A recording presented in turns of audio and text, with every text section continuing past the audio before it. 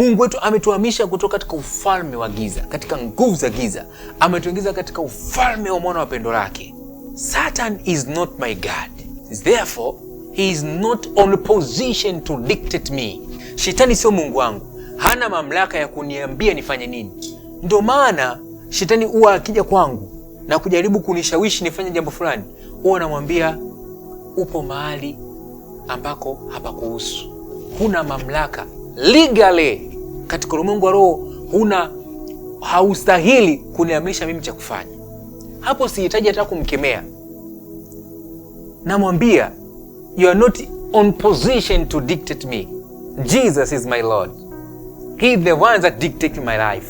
Ndani yake ninaishi, ninakwenda na kuona uhai wangu, sio shetani. Kwa nini? Kwa sababu nina ufahamu.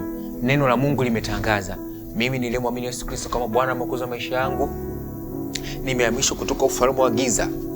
Maana yake kutoka kwenye umaskini, kwenye magonjwa, kwenye dhambi, kwenye laana, kwenye kila aina ya ubaya. Maana ufalme wa giza ni ufalme wa ubaya. Kila aina ubaya, kila aina uovu, mimi nimehamishwa huko.